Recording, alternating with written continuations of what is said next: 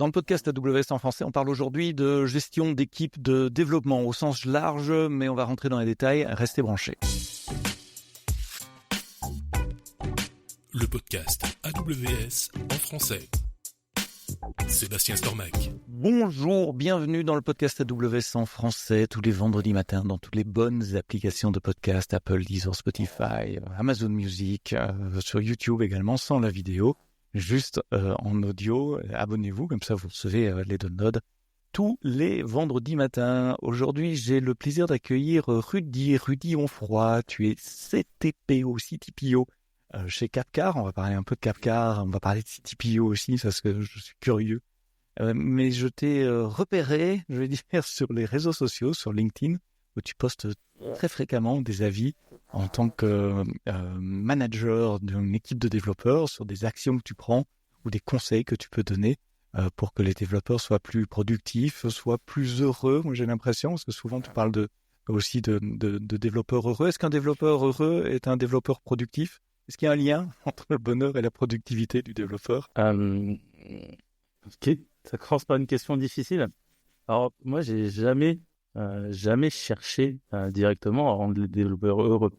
Mon but, c'est avant tout de rendre l'organisation efficace, l'organisation tech, et le fait que les développeurs soient heureux ou qu'on cherche à améliorer leur quotidien et leur faciliter la vie, ça contribue à cette efficacité. Donc, c'est plutôt une conséquence et un moyen qu'une finalité. Un effet collatéral. C'est un effet collatéral, alors qui n'est pas négligeable, parce qu'on aime, si tu veux, on aime tous se lever le matin pour faire quelque chose qui a du sens, le faire bien, être efficace, rentrer chez soi et pas avoir une tonne de charge mentale. Donc, et être content de sa journée. Exactement. Tu travailles chez Capcar, c'est quoi Capcar ? Vous faites quoi ? Alors Capcar, on est... alors c'est pas simple, on est un intermédiaire dans la vente de véhicules d'occasion. Donc le marché est celui-là, on accompagne des vendeurs de véhicules à vendre leur voiture, comme ce qui se passe dans l'immobilier, par exemple, on est mandataire dans l'auto. Et comment on fait ça ? On fait ça en s'appuyant sur un réseau d'agents indépendants qu'on monte. Et nous, on leur fournit tous les outils pour faire ça. Donc un site internet, on diffuse leurs annonces un peu partout, une application pour faire l'inspection du véhicule, tous les outils de suivi de clients pour suivre leurs clients, acheteurs et vendeurs, un CRM en interne, et puis leur faciliter aussi le recrutement d'autres agents dans le réseau, parce que c'est eux qui recrutent des agents d'autres agents dans le réseau. Donc vos clients, ce sont des agents, c'est pas moi particulier qui revends ma voiture. Alors, ça dépend, on a plusieurs typologies de clients. Nos clients principaux, c'est nos agents, mais qui sont aussi nos fournisseurs. Donc c'est une relation de partenariat. Et après, on a nos clients finaux qu'on partage avec les agents, qui sont les acheteurs et les vendeurs de véhicules. D'accord. Donc vous développez une plateforme web et mobile. Tu as parlé d'applications mobiles aussi. Donc tout ça se passe avec plusieurs outils. Donc on a une plateforme web qui est plutôt à destination des clients finaux, acheteurs et vendeurs de véhicules. Un back-office qui est lui à destination de nos agents indépendants qui viennent gérer leurs véhicules en vente, qui suivent leurs clients, qui ont accès à tout un tas d'outils. Et puis des outils pour faire l'inspection des véhicules sur le terrain, prendre les bonnes photos, reprendre toutes les mesures des différents consommables, des différentes caractéristiques du véhicule. Et tu es CTPO, ouais. CTO je connais, Chief Technology Officer, et le P ? Alors le P, c'est le P de produit, parce qu'on on a une petite équipe, on va dire, enfin une équipe de taille raisonnable par rapport à d'autres, et du coup on a les rôles produit et tech sont totalement fusionnés. On a une grosse équipe de product engineering. Et puis le fait d'avoir ces deux rôles, ça facilite beaucoup de choses pour être un peu plus agile et pour décider plus vite. Alors quand tu es arrivé chez Capcar il y a quelques années, tu as trouvé une situation de départ qui est très différente de la situation où vous êtes maintenant, et c'est cette transformation qui t'a donné aussi beaucoup d'expérience sur la manière de gérer des équipes et en principe des équipes techniques, des équipes de développeurs, c'est de ça qu'on parle aujourd'hui, et qui t'a donné ses avis assez tranchés. On reviendra sur certains de tes points de vue, de tes opinions tranchées également, mais en gros, c'est quoi l'histoire du SI de Capcar? Alors Capcar, moi je suis arrivé il y a 5 ans. Je suis arrivé dans une organisation Scrum. On avait plusieurs feature teams scopés sur des périmètres, sur des périmètres plutôt techniques, des outils qui étaient déjà là. Donc ça a duré quelques mois, plutôt 2 ans, on va dire, 2 ans à faire évoluer, à rentrer dans cette organisation avec des rôles distincts entre le produit et l'engineering qui devaient fonctionner ensemble, mais avec une direction un peu différente. Et alors différents défis au quotidien, mais on a eu un gros défi il y a 3 ans. Il y a 3 ans, un peu moins de 3 ans, on devait faire une levée de fonds. Comme beaucoup de startups, on n'était pas rentable, on devait faire une levée de fonds qu'on n'a pas pu faire parce qu'une grosse crise des crédits, du financement des startups, donc on n'a pas pu faire la levée de fonds. Donc ce qui s'est passé, c'est qu'on a dû... on a profité de cette occasion. C'était même plus compliqué que ça. À ce moment-là, on est rentré en redressement judiciaire. D'argent, donc ça allait situation très compliquée. Ouais. Parce qu'il y avait plus d'argent, de manière assez simple. Donc on a dû réduire un petit peu la voilure sur les équipes et changer de modèle. Donc on en a profité pour changer de modèle. À l'époque, on était on n'avait pas ce modèle d'agent indépendant. C'est-à-dire tout était fait en interne par des gens en CDI, certains qui s'occupaient de gérer la relation avec des acheteurs, d'autres gérer la relation avec les vendeurs, certains qui allaient inspecter les véhicules. Et on avait pas mal de CDI, pas mal de gens employés par Capcar en interne. Et la situation elle était compliquée, la rentabilité compliquée à avoir. Donc on a profité de cette situation pour changer de modèle et remplacer la plupart de nos métiers historiques par des agents indépendants. Des agents indépendants qui sont venus gérer les acheteurs, lister gérer la relation avec les vendeurs, trouver leurs vendeurs, suivre leurs clients de bout en bout, inspecter les véhicules. Du coup, notre métier a changé. On est devenu un éditeur de logiciels, grosso modo, fabricant de réseaux d'agents indépendants, et notre métier a changé à ce moment-là. Donc face à cette situation, il n'y avait plus de budget, il n'y avait plus beaucoup d'argent, donc l'équipe technique a été fortement réduite. On est passé d'une équipe de quasiment un peu plus de 20 personnes à 5 personnes. Wow. Donc c'est assez drastique, mais c'est pas grand-chose par rapport à d'autres équipes qui ont totalement disparu. Nos équipes d'inspecteurs ont disparu, nos équipes, tous nos commerciaux ont été rapidement moins nombreux et leur métier a évolué. Et face à ça, on a eu pas mal de défis côté tech. Déjà, j'imagine, parce que tu dois délivrer les mêmes produits, continuer d'innover, continuer d'ajouter des fonctionnalités à 5 plutôt qu'à 20. Et puis c'est même plus compliqué que ça, parce qu'il fallait transformer tous les outils pour s'adapter à notre nouvel métier, qui est de gérer des indépendants. Nos outils étaient faits pour être utilisés par des internes avec des rôles très différents. Donc il a fallu transformer les outils, continuer de maintenir l'existant, le transformer et puis continuer d'aller vite en motivant tout le monde, mais à 5 plutôt qu'à 20. Donc ça a eu plusieurs incidences. Déjà, il fallait faire attention à l'argent, il fallait être efficace, et puis il fallait préserver, fallait être plus agile qu'avant pour continuer de s'adapter à ce nouveau métier qui est différent de celui qu'on avait avant, en fait. Et comment on fait ça ? Alors, comment on fait ça ? Déjà, le plus important, c'est de garder motivés ceux qui restent. C'est que, oui, on est dans une situation difficile. Oui, vous avez perdu des collègues, mais Capcar a de l'avenir.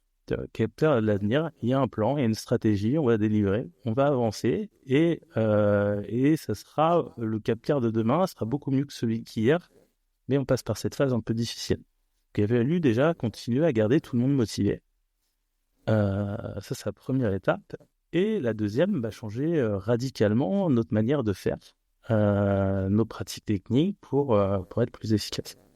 Donc, à l'époque, on avait une équipe produit et des gens produits, des développeurs. Et on a gardé que les développeurs. On s'est retrouvé avec une équipe de développeurs qui est devenue quasiment du jour au lendemain responsable de tester son propre code, de discuter directement avec les équipes métiers et pour aller en production, quoi. Ça a changé pas mal de choses. Passer en production également leur propre code, c'est ça que tu veux dire? Qui passaient en production leur propre code sans que personne le teste à leur place, en discutant directement avec le métier. Je peux être naïf, mais c'est bien ça, ce sont des best practices. Parler directement à son client. Exactement. Et être responsable 24/24 du code qu'on a mis en production. Exactement. Mais c'est exactement, c'est des bonnes pratiques. Mais souvent, quand tu as des équipes où tu as des gens qui gèrent le produit, des développeurs, et ainsi de suite, et puis que tu as quelque chose, une séparation importante entre différents métiers, tu as des développeurs qui se disent moi, je vais me concentrer sur le technique, puis je vais délivrer ce qu'on me demande. Des gens produits qui se disent non, moi, je vais essayer de trouver les bonnes problématiques, et puis même de faire la conception, de décrire exactement le produit que je veux, puis eux, ils vont le développer. Tu te retrouves avec des silos. Des silos, même quand les gens travaillent ensemble, et un système qui n'est pas efficace. Donc là, c'est le premier truc qui a changé, c'est sans équipe produit, il a fallu prendre ça côté technique et faire ce que faisait l'équipe produit en même temps que faire le code et puis le code et de faire voler l'application, quoi. C'est-à-dire, pour être très concret, ce que faisait l'équipe produit, c'est définir le backlog, les priorités, des nouvelles fonctionnalités, exactement. etc. Donc, il y avait discussion sur le backlog, sur les priorisations, sur des éléments aussi de conception. C'est telle fonctionnalité, voilà comment on pourrait la faire. Et après, tu avais une discussion avec les développeurs, avant ou après. C'est des choses qui ont changé. Alors qu'on a pu faire changer à ce moment-là. Donc les responsabilités des développeurs ont changé, ce qui a eu pas mal d'implications. Donc pour être efficace à ce moment-là, la première chose qu'on a fait, c'est qu'on a coupé la plupart des environnements de développement. Là, on avait chaque feature team avec son environnement de développement. Après, on avait un environnement de staging, donc plein d'environnements. On a tout coupé. On a changé notre stratégie avec Git. On s'est mis à faire du trunk-based développement partout. Donc, faire des branches avec une vie très courte, à se dire que notre enjeu, c'était d'avancer par petites itérations régulières, de faire plusieurs mises en prod par jour. Donc, c'était l'objectif. Donc pour ça, on a supprimé nos environnements de test. On a avancé petite itération quotidien, sans des mettre tous les jours.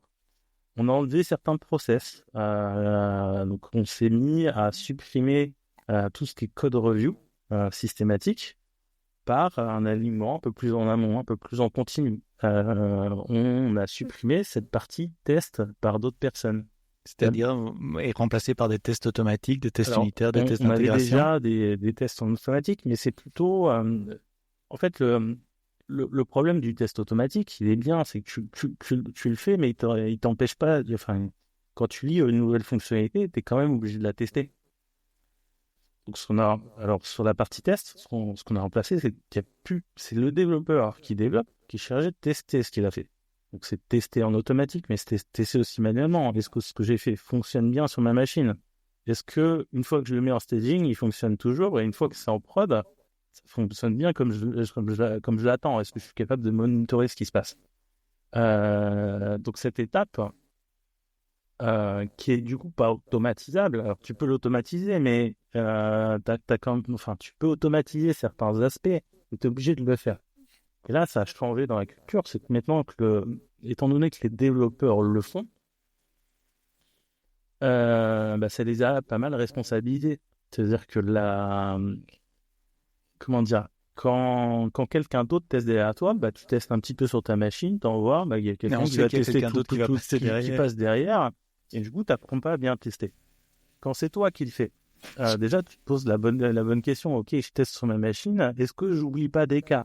Et tu apprends à tester de manière exhaustive, tu apprends à écrire un plan de test, tu apprends à te dire avoir ce doute qui fait que même si tu as testé sur ta machine, une fois que ça arrive en staging, tu vas te tester aussi. Puis là, des fois, tu évites des petites choses, comme si c'était pas ton propre code, mais tu vas le tester quand même. Puis une fois en production, tu te dis, ok, je l'ai mis, mais est-ce que ça marche vraiment bien? Parce que l'épreuve du feu est ici.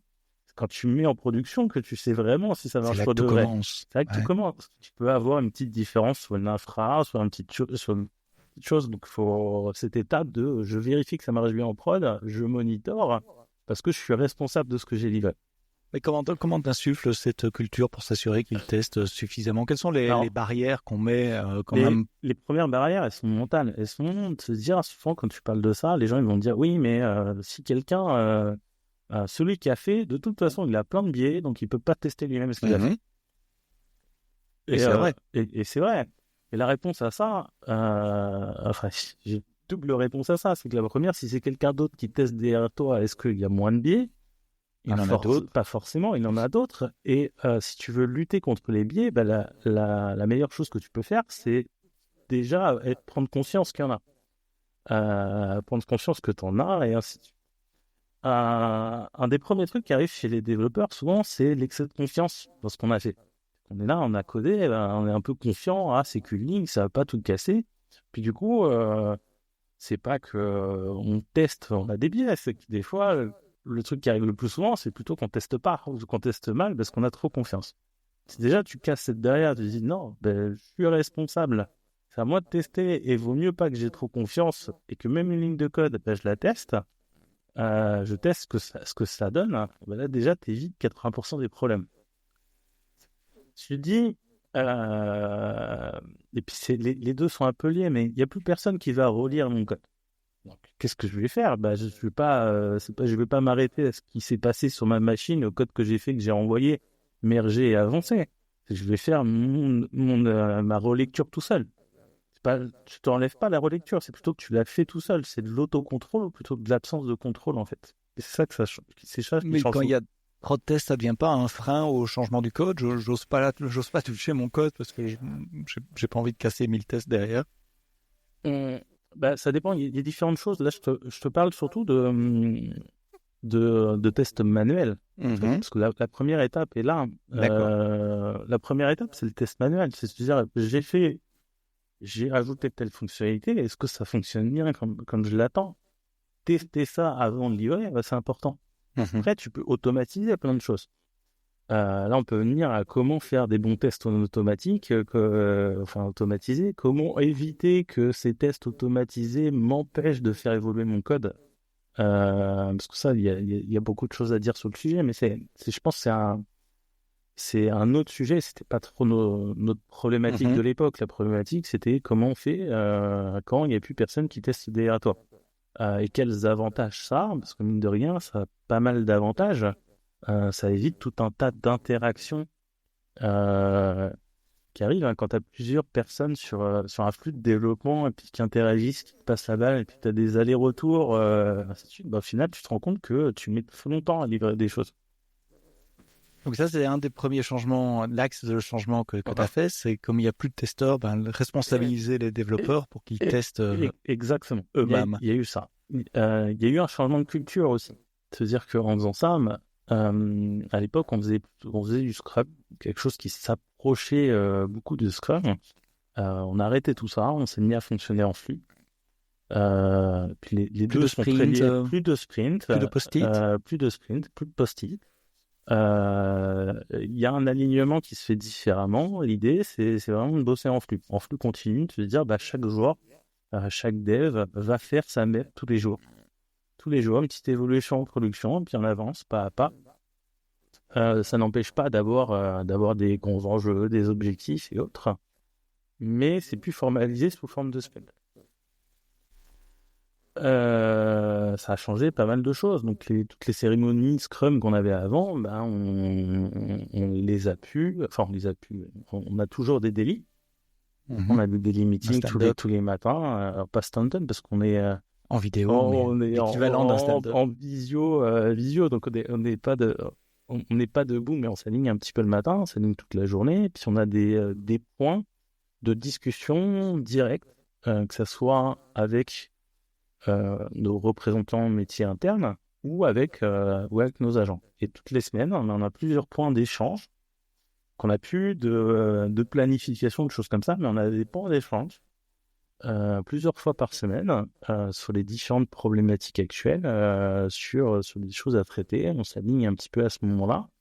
On se fait nos listes de problématiques qu'on n'essaie pas d'ordonner, puis en fonction de ça, on continue, on vient avancer en essayant d'avoir un backlog minimaliste, en n'ayant jamais plus d'un ou deux jours de travail en avance sur le backlog, et puis de livrer.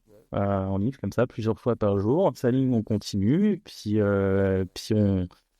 on est obligé de faire même des notes de mise à jour de ce qu'on livre en continu, de communiquer en continu dans l'autre sens, que ce soit aux équipes internes, à notre réseau d'agents. Et puis tout ça, c'est ce qui a changé ces dernières années. Ça implique aussi d'avoir un pipeline de delivery et d'intégration continue qui est blindé pour pouvoir faire ça. Dans quel sens blindé ? Solide, robuste, qui ne permet pas la place à l'erreur. Ouais. En fait, ça dépend. Si tu veux, on a une intégration continue, il y a des tests automatisés, il y a tout un tas de choses. C'est une partie de la solution.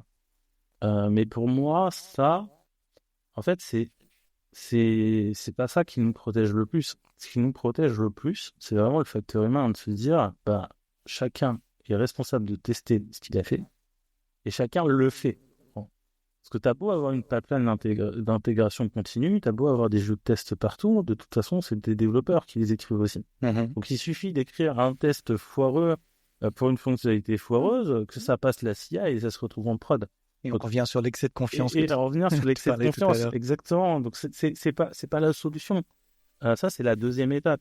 C'est quand tu te rends compte que certains éléments, tu as à les tester régulièrement, continuellement, et que ça te fait perdre du temps, là, tu viens optimiser ton temps en faisant tes automatisations. Et ça, c'est une approche que tu as partout. Si tu veux, alors c'est une approche un peu plus globale, parce qu'avec notre fonctionnement actuel, c'est que ce soit l'exploitation, le monitoring ou le support auprès des agences, les problèmes techniques ou autres, c'est l'équipe tech qui le gère en direct. Ça veut dire que ce sont les techs qui prennent les appels de support pas des deuxième appels, ligne aussi. alors on les prend, on a un chat intégré à la solution, ça passe pas par le téléphone, mais plusieurs fois par jour, on a des demandes d'agents. Donc ça des... Tu veux, c'est un peu chronophage en temps au début, mais ça a pas mal de vertus. Ça a pas mal de vertus. La première vertu, c'est pour améliorer le produit. Tu as des demandes d'agents parce qu'on a une borne on continue tiens, t'as l'impression qu'il y a un bug ou il y a un truc qu'il comprend pas, il te le remonte. Tu te rends compte que si ça revient régulièrement, ça veut dire que tu as un truc à optimiser dans ton application. Tu as peut-être un problème d'UX, tu as peut-être un message qui n'est pas clair quelque part, tu as peut-être une fonctionnalité qui est bancale qui est bancale ou autre. Et vu que tu es directement responsable et impacté, en fait, tu vas optimiser ton temps en trouvant une solution pérenne pour se dire, OK, ça s'est remonté une fois, deux fois, trois fois. Si ça remonte tous les 6 mois, en fait, je vais passer mon temps à faire de la outline et du support. Si je trouve une solution pour de bon, j'ai plus à passer ce temps. Donc, ça a une implication sur ton produit, sur l'UX que tu vas mettre, sur les choix que tu vas faire, sur la priorisation que tu vas donner à tes évolutions. Et puis comprendre les utilisateurs aussi, comprendre comment ils utilisent le produit. Exactement. C'est aussi un moyen de les comprendre. Après, pour les comprendre, il y a d'autres moyens. Tu veux, parce qu'eux, ils vont te remonter leurs problèmes, des fois des idées de solutions, mais si tu mesures ce qu'ils font, c'est encore mieux. parce qu'on a une approche très data-driven aussi. À chaque fois qu'on fait une fonctionnalité, qu'on fait quelque chose, on mesure et comment c'est utilisé et l'impact que ça a sur le business. Et puis, on essaye d'avoir cette approche-là. Donc, comprendre nos utilisateurs, ça passe beaucoup plus par la donnée que la discussion avec eux, même si la discussion avec eux Toujours une partie prend une place quand même importante.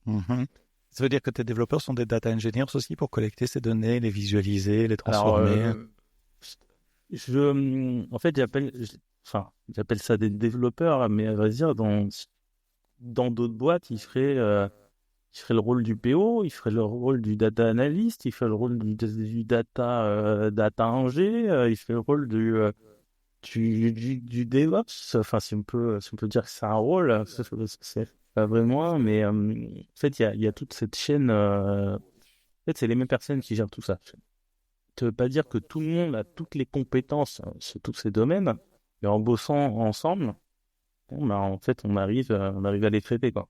Est-ce que ça pose un problème pour le recrutement, du coup, parce que tu cherches des profils qui sont beaucoup plus généralistes qu'un développeur, ou qu'il y a d'autres compétences aussi? Alors, je sais que l'apprentissage continu dans le métier du développement, c'est un de tes dada aussi, mais comment c'est lié? Alors, forcément, j'ai eu quand même un avantage, c'est que face à cette situation, j'ai pas eu à recruter beaucoup ces dernières années. Oui, vous étiez 5, Voilà, il a fallu faire on a avec pas eu à l'équipe recruter existante. beaucoup, il a fallu faire avec l'équipe existante. Par contre, oui, tout le monde n'est pas au même niveau de compétence sur tous ces sujets au début. Donc, ça oblige à partager des compétences, il y a toujours une question d'appétence, hein. Parce que j'ai beau rechercher des profils et faire en sorte d'avoir des gens qui aient un périmètre d'action le plus large possible et puis une grosse densité de compétences. C'est pas toujours simple. Tu as toujours des gens qui ont des appétences, plus ou moins d'appétences pour certains aspects. Mais ça, comment dire, c'est pas forcément un problème, en fait. Une différence entre je préfère faire ça et je me refuse de faire ça où il y a quelqu'un d'autre qui va le faire. Du moment où tu sais que ce que tu dois gérer, c'est des problèmes, tu dois trouver des solutions à des problèmes, puis qu'il y a tout ça à faire et qu'il n'y a personne d'autre qui va le faire à ta place, bah, t'es obligé d'apprendre, de progresser, d'échanger avec les autres et de trouver les bonnes solutions, quoi. Et ça fait partie de la vie d'un développeur aussi, non? Moi, je dis toujours aux jeunes, parce que j'ai de temps en temps la chance de parler avec des étudiants, et je leur dis, la plupart des technologies que j'utilise aujourd'hui, elles n'existaient pas quand je suis sorti de l'UNIF il y a 30 ans. Java n'existait pas. Ça a l'air un peu débile, ce que je suis en train de dire là maintenant. Mais voilà. Ouais. Java n'existait pas, le web n'existait pas à une certaine Avec les époque. balbutiements, ouais. Là, quand tu prends tous les jeunes qui ont un téléphone portable, tu vas dire, ah, mais moi, quand j'étais tout gamin, on n'avait pas de téléphone portable. Alors, ça n'a pas duré. Après, je suis pas si vieux que ça. Alors, des posts que j'ai vus passer de ta part aussi, c'est sur un sujet sur lequel moi je me bats souvent, c'est le fameux mythe du déploiement du vendredi soir. Est-ce qu'on doit déployer un vendredi soir? En fait, je fais une réponse simple, ça dépend. Ça dépend parce que faut pas se mettre de barrière mentale en disant je développe pas je mets pas en production le vendredi parce que si on est vendredi et s'il y a un problème, en fait tout le week-end c'est cassé et je dois bosser le week-end. Pour moi ça c'est la mauvaise approche parce que cette approche il faut l'avoir tous les jours de la semaine en fait. Si je fais une MEP le lundi et que tout mon site est cassé toute la nuit et puis que j'ai des clients, comment je fais, tu vois? Est-ce que je dois être d'astreinte, je dois avoir quelqu'un d'astreinte? Donc, ce qui est important, c'est de se poser des questions. J'ai une MEP à faire. Comment je fais en sorte de ne pas avoir de problème ou de limiter le nombre de limiter les problèmes autant par leur occurrence que par leur impact sur ce que tu as. Et le fait de mettre plusieurs fois par jour en continu, c'est déjà bénéfique parce que vu qu'on fait ça chez nous, il peut y avoir des petits problèmes, hein. Mais en fait c'est des problèmes moins graves.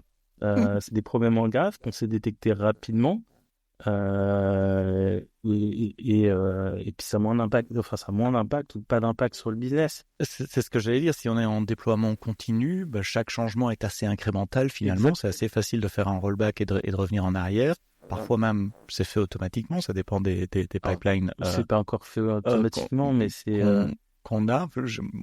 Chez nous, pour certains pipelines, c'est automatique si les métriques là, c'est un clic, mais bon, ça ne change pas. Et donc, avec du temps, on gagne confidence en son pipeline de déploiement. Et quand on fait du trunk-based deployment, finalement, il n'y a plus de mise en production. Parce que tu parles de mise en production, mais on les fait tous les jours et plusieurs fois par jour et tout le temps. On les fait tous les jours, plusieurs fois par jour, mais t'es pas à l'abri qu'une petite évolution, ça produit un petit bug. Et puis ça peut toujours arriver parce que t'as pas de... Même si tu as une batterie de texte de dingue, tu as toujours des comportements que tu peux pas anticiper. Alors, c'est peut-être pas sur ton back-end, mais des fois, tu as un petit truc sur ton front, parce que sur tel navigateur, ça passe pas. Bah tiens, il y a tel comportement, là, on n'a pas prévu un use case, et là, c'est un comportement qu'on n'attendait pas. Donc, tu as toujours des petites choses comme ça qui peuvent arriver, mais quand tu avances pas à pas, tu limites le risque. Ou le dernier que j'ai vu, c'est il y a des données dans la base de données de prod qu'il n'y a pas dans notre base de données de test et des données qui font planter. Il y a des petites choses comme ça. Donc ça, c'est un des aspects. Si tu es très incrémental et tu mets plusieurs fois par jour, tu limites les risques. L'autre aspect, c'est l'aspect test. Si tu as un doute, ne mets pas, mais fais en sorte de ne plus avoir de doute, en fait. Et quand tu viens tester en staging, ok, ça fonctionne bien, puis que tu mets en production, et puis il suffit pas de cliquer sur le bouton et de partir en week-end. Tu mets en prod, tu t'assures que ça fonctionne bien en prod. Donc le code que tu as fait, des fois tu peux même le tester en production, tu sais que ça fonctionne, mais sinon tu le monitores. Ok, ça fait bien ce que j'attendais au bon moment, là c'est bon, c'est safe, je peux partir tranquille. Mais ça, c'est une approche que tu dois avoir tous les jours de la semaine, en fait, et à chaque MEP. Parce que même si tu fais ta MEP le lundi matin à 10h et puis que tu attends 3 heures et qu'au bout de 3 heures, tu te rends compte que tout est buggé parce que c'est un client qui te le dit, c'est un peu con. Alors que toi, tu fais un test, un peu de monitoring, le voir bien avant, puis corriger ça peut-être en 5-10 minutes, quoi. Et ça, cette approche DevOps, chez Amazon, on dit you build it, you run it. Et de ce que je comprends de ce que tu dis, c'est exactement la même chose chez vous. Ça motive beaucoup quand même, parce que le développeur qui se fait réveiller à 3 heures du matin ou qui a un appel support d'un client furieux, il va mettre en place des mécanismes dans son code, dans le monitoring, dans les alertes, pour éviter la répétition de ce genre d'incident. Il y a ça en 2 ans. Ça fait un peu plus de 2 ans qu'on fait ça maintenant. Il y a rarement besoin d'intervenir un week-end. En 2 ans, ça n'est quasiment jamais arrivé. En pleine nuit, ça arrive pas non plus, quoi. Vous dormez bien. On dort bien. Au contraire, souvent, on est même peut-être plus apaisé que dans d'autres organisations. Quand tu sais que tu maps tous les jours, tu rentres chez toi, tu n'as plus de charge mentale. Tu as fait ton travail, tu ramènes rien, et puis demain, c'est un nouveau sujet, quoi. C'est ce que j'explique, c'est plus un événement, c'est un non-événement, une mise en production. Là où avant, de nouveau, je parle du siècle passé, on écrivait des documents de mise en production qu'on passait à une autre équipe, etc. Ce temps-là est révolu. Je voudrais revenir sur un truc que tu as dit quand on parlait de Scrum et des stand-up, et tu m'as dit non, on n'est pas debout, on est en vidéo. C'est-à-dire que vous travaillez à distance, en remote, parce que moi je travaille pour une boîte qui a annoncé il y a quelques mois un retour au bureau pour tout le monde obligatoire. Est-ce qu'un développeur peut être productif en remote ? Alors moi je pense que oui, si tu veux. Je suis le premier à... Alors chez nous, on a des gens qui viennent sur place, quasiment tous les jours, parce qu'ils aiment bien venir sur place. On a des gens qui bossent à l'autre bout du monde, donc de toute façon on ne peut pas bosser dans les mêmes locaux. Et moi par exemple, en ce moment je viens une fois toutes les 2 semaines. Donc je suis à distance la majorité du temps. Donc oui, je pense qu'on peut être très efficace, même à distance, même quand on ne se déplace pas au bureau.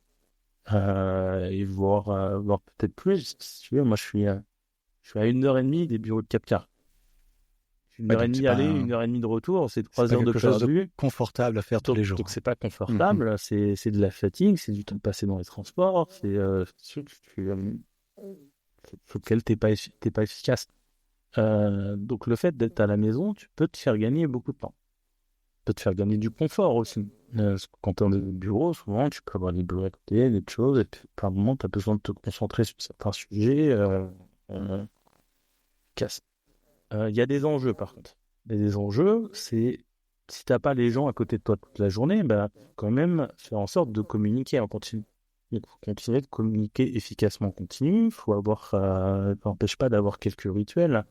On a toujours des délits, on a un petit peu d'asynchrone, mais on a toujours des délits, on communique en continu, on n'hésite pas avec les messageries instantanées et autres, on est toujours connecté.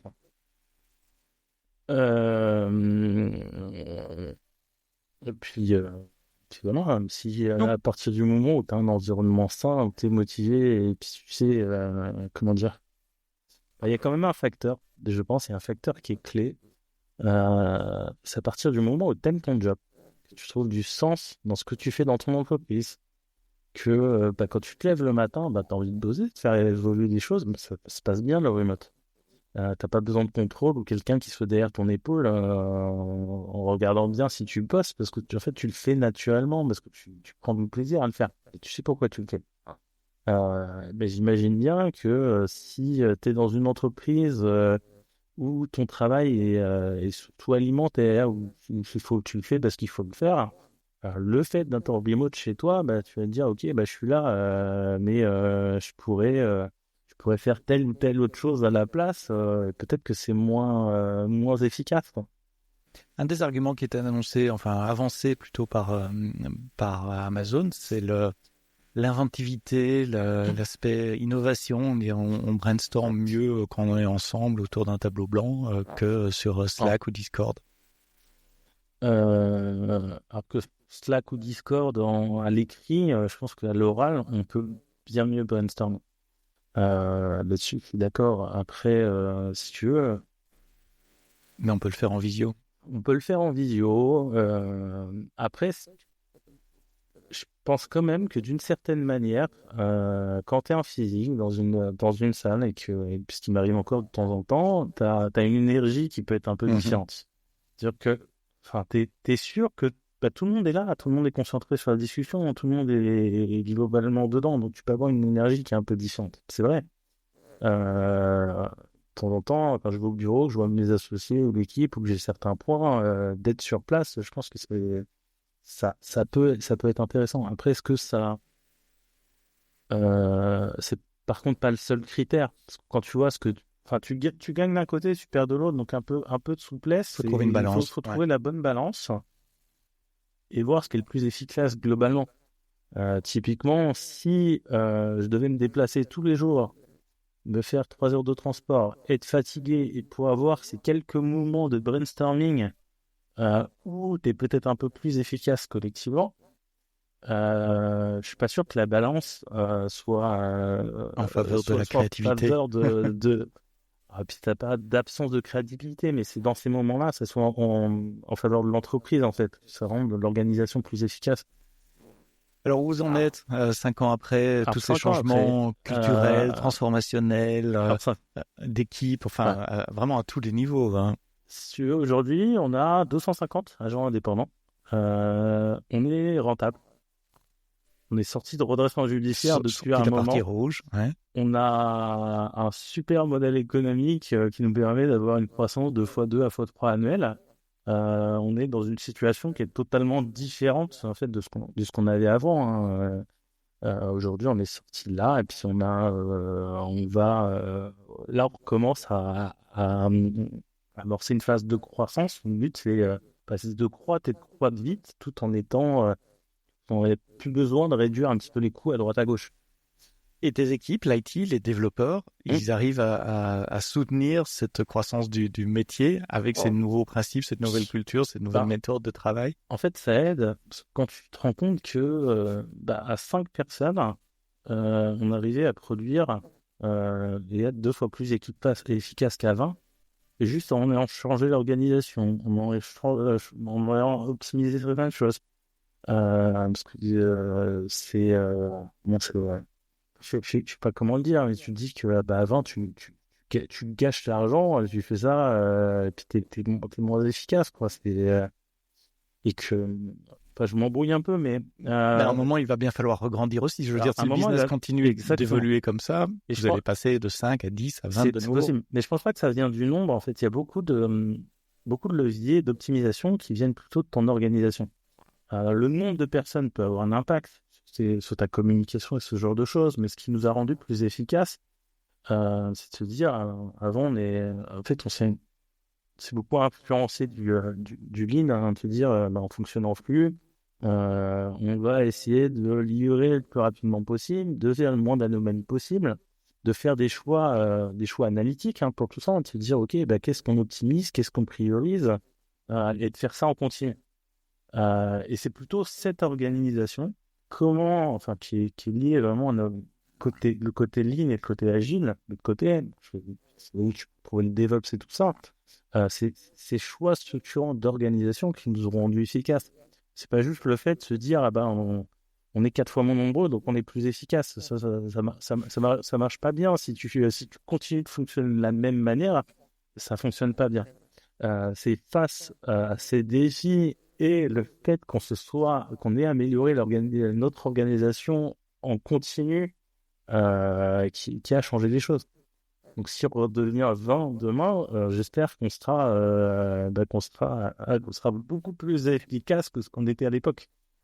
Et si on doit résumer la conversation, t'aimes pas qu'on parle de bonnes pratiques, hein, tu préfères parler de meilleures pratiques. Mais quelles sont les 3 meilleures pratiques qui marchent pour vous? Parce que de nouveau, elles sont peut-être pas généralisables à tout le monde, mais les 3 éléments clés qui ont marché pour Capcar. Alors, je vais rebondir là-dessus. J'aime pas parler de bonnes pratiques ou de meilleures pratiques ou autres, parce que pour moi, ce qui prime, c'est le contexte. Si tu parles de bonnes pratiques, souvent, ce que tu viens d'éngager, c'est le contexte. C'est plutôt, il faut faire ça parce que les autres m'ont dit qu'il fallait faire ça. Et en fait, tu oublies, pour moi, c'est plutôt un panel de pratiques qu'il faut savoir adapter dans le bon contexte. Si tu te dis, aujourd'hui, le fait de faire du DevOps ou de faire ça ou d'avoir telle pratique concrète, c'est ce qu'il faut qu'on fasse, mais c'est pourquoi il faut qu'on fasse ça dans notre contexte. Exactement, tout seul, ça suffit pas. Pour ça, pour moi, qualifier une pratique de bonne pratique, c'est quelque chose que j'évite. Pour moi, il y a une pratique adaptée à un contexte, mais il n'y a pas une bonne pratique comme si cette pratique était meilleure dans tous les contextes et que c'était la seule faisable. On pourrait me dire, tiens, faire des codes review systématiques, c'est une bonne pratique. On va dire, OK, dans certaines organisations, c'est une bonne pratique, mais en fait, si tu te dis, au bout d'un moment, en fait, peut-être que d'enlever cette review systématique, compenser, d'apporter de la communication, de l'échange et de la qualité par d'autres approches, c'est peut-être encore plus efficace que d'avoir cette pratique. Donc, c'est pas forcément une bonne pratique adaptée à tous les contextes. Tu vois, la question de bonne pratique, c'est plutôt comme ça. C'est pour ça que la notion de bonne pratique, je la mets un petit peu de côté. Je préfère parler de pratique et pourquoi cette pratique elle est meilleure qu'une autre dans tel contexte. Dans un contexte spécifique. Et j'ai oublié ta question. Je reviens sur ma question. Alors, c'est quoi les 3, disons, pour être court, meilleures pratiques qui ont marché et que tu pourrais recommander d'évaluer à nos auditeurs? Alors, c'est peut-être pas des pratiques à proprement parler, mais c'est qu'est-ce qui drive la plupart des choix. À dire, dans cette approche, ce qui nous a permis de nous améliorer, ça a été de tout mesurer. Dire, OK, on s'améliore. Qu'est-ce qu'on mesure? Alors, on mesure l'efficacité de notre flux de développement, mais pour chacune des features qu'on vient livrer, on mesure leur impact. On essaye de dire, OK, comment elle est utilisée, pourquoi, comment elle contribue au business, et tout ça, ça aide à faire des meilleurs choix. C'est vraiment d'avoir une approche analytique et de se dire, je mesure, je fais mes choix, j'expérimente et j'avance, et pas à l'instinct, au feeling ou pour des questions de goût, mais vraiment avec du concret derrière. Et ça, je pense que c'est vraiment le truc qui est central parce que ça permet de faire des petits changements, que ce soit au niveau de ton organisation, de ton produit, et puis d'avancer dans la bonne direction, en fait. Il y a un deuxième aspect, c'est de donner un maximum de liberté et de responsabilité en même temps. Parce que plus tu vas donner de liberté à ton équipe, que ce soit sur l'organisation du travail, le fait de travailler à distance ou autre, le fait d'éviter tout ce qui peut toucher le micromanagement, ça donne de liberté dans un bon environnement où chacun a les mêmes objectifs. En fait, les gens vont appliquer les méthodes qui marchent les mieux pour eux. Et ils vont te le rendre par cette responsabilité. Par cette responsabilité. Typiquement, quand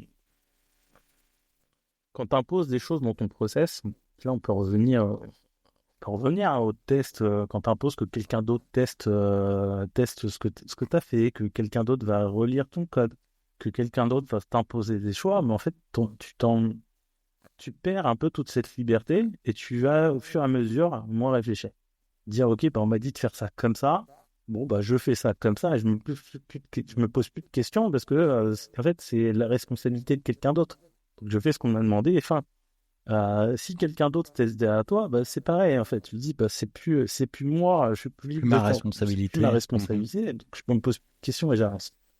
Donc le fait de donner des libertés, de laisser les gens réfléchir entre eux, échanger et trouver les bonnes solutions, améliorer en continu, c'est un truc qui a beaucoup amélioré, les choses. Donc ça c'est dans les grandes lignes. Après, mesurer et avoir des métriques. Et donner une liberté, une autonomie de décision aux équipes. Exactement. Plus tu as de liberté proche, plus celui qui fait a de liberté, en général, mieux c'est. Mais il faut quand même stimuler la communication et l'échange en continu, et sinon ça marche pas bien. Que ça soit en présentiel ou en remote. Merci Rudy, tu es CTPO chez Capcar. On peut te suivre sur les réseaux sociaux. Moi, je te suis beaucoup sur LinkedIn, je ne sais pas si tu es présent ailleurs également, sur X, sur Mastodon et autres. Non, j'ai pas le temps pour les autres réseaux sociaux. Donc c'est sur LinkedIn et je mets évidemment le lien vers ton profil LinkedIn. Et tu y distilles plein de bons conseils pour les développeurs et pour les managers d'équipes de développement également. Une lecture très intéressante et c'est plusieurs fois par semaine, des messages assez courts et souvent assez tranchés, ce qui me fait sourire et j'aime bien voir aussi les commentaires et des discussions qui s'en suivent. Rudy Onfroy, CTPO chez Capcar, dans le podcast AWS en français. Merci d'avoir écouté cet épisode jusqu'au bout. Rendez-vous la semaine prochaine pour un nouvel épisode. Ce sera vendredi, 7h du mat dans vos applications de podcast. Mais d'ici là, quoi que vous codiez, codez-le bien.